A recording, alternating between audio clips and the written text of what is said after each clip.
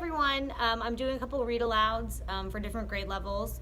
I'm going to read the Twits out loud. Many of us have heard this story. If I didn't read it to you, you've probably read it yourself, or maybe a parent read it with you. But I thought it would just kind of be a fun way to just kind of stay connected.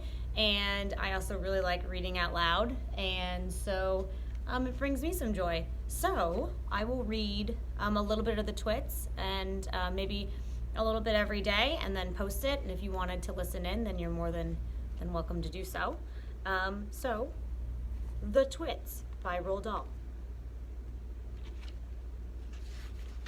This is the same actual book that I read when I was teaching first grade, so like the pages are falling apart. Hairy faces. What a lot of hairy-faced men there are around nowadays. When a man grows hair all over his face, it is impossible to tell what he really looks like. Perhaps that's why he does it. He'd rather you didn't know. Then there's the problem of washing. When the very hairy ones wash their faces, it must be as big a job as when you and I wash the hair on our heads. So what I want to know is this: how often do all these hairy-faced men wash their faces? Is it only once a week like us on Sunday nights? Or do they shampoo it?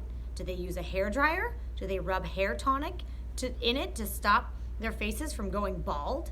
Do they go to the barber to have their hairy faces cut and trimmed? Or do they do it themselves in front of the bathroom mirror with nail scissors? I don't know, but next time you see a man with a hairy face, which will probably be as soon as you step out onto the street, maybe you will look at him more closely and start wondering about some of these things.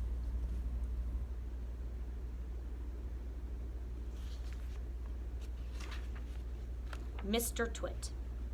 Mr. Twit was one of these very hairy-faced men. The whole of his face, except for his forehead, his eyes, and his nose, was covered with thick hair. The stuff even sprouted in revolting tufts out of his nostrils and ear holes.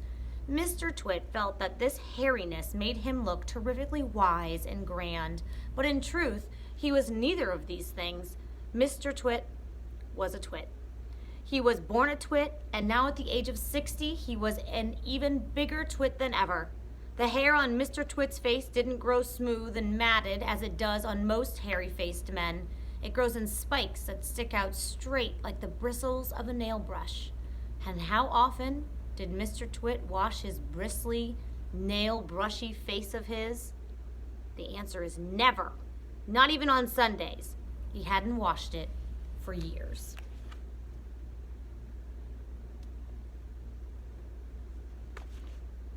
Dirty beards. As you know, an ordinary unhairy face like yours or mine simply gets a bit smudgy if it is not washed often enough. And there's nothing so awful about that. But a hairy face is a very different matter. Things cling to hairs, especially food. Things like gravy go right in among the hairs and stay there. You and I can wipe our smooth faces with a washcloth and we quickly look more or less all right again, but the hairy men cannot do that. We can also, if we are careful, eat our meals without spreading food all over our faces, but not so with the hairy men. Watch carefully next time you see a hairy man eating his lunch, and you will notice that even if he opens his mouth very wide, it is impossible for him to get a spoonful of beef stew or ice cream and chocolate sauce into it without leaving some of it on the hairs. Mr. Twit didn't even bother to open his mouth wide when he ate. As a result, and because he never washed, there was always hundreds of bits of old breakfasts and lunches and suppers sticking to the hairs around his face. They weren't big bits, mind you, because he used to wipe those off with the back of his hand or on his sleeve while he was eating. But if you looked closely, not that you'd ever want to, you would see tiny little specks of dried up scrambled eggs stuck to the hairs, and spinach and tomato ketchup and fish sticks and minced chicken livers and all the other disgusting things Mr. Twit liked to eat. If you looked closer still, hold your noses, ladies and gentlemen. If you peered deep into the mustachy bristles sticking out over his upper lip, you'd probably see much larger objects that had been escaped the wipe of his hand, things that had been there for months and months, like a piece of maggoty green cheese or a moldy old cornflake or even the slimy tail of a tinned sardine. Because of all this, Mr. Twit never really went hungry. By sticking out his tongue and curling it sideways to explore the hairy jungle around his mouth, he was always able to find a tasty morsel here and there to nibble on. What I am trying to tell you is that Mr. Twit was a foul and smelly old man. He was also an extremely horrid old man, as you will find out in a moment. So I remember when my 4th grade teacher, Ms.Mattei, was reading this story to us, this page and another page later, like, really grossed me out. And beware, it's gross.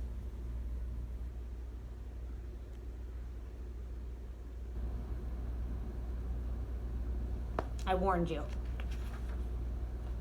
Mrs. Twit. Mrs. Twit was no better than her husband. She did not, of course, have a hairy face. It was a pity that she didn't, because at any rate, it would have hidden some of her fearful ugliness. Take a look at her. Have you ever seen a woman with an uglier face than that? I doubt it. But the funny thing is that Mrs. Twit wasn't born ugly. She had quite a nice face when she was young. The ugliness had grown upon her year by year as she got older. Why would that happen? I'll tell you why. If a person has ugly thoughts, it begins to show on the face. And when that person has ugly thoughts every day, every week, every year, the face gets uglier and uglier until it gets so ugly you can hardly bear to look at it. A person who has good thoughts cannot ever be ugly. You can have a wonky nose and a crooked mouth and a double chin and stick out teeth, but if you have good thoughts, they will shine out of your face like sunbeams, and you will always look lovely.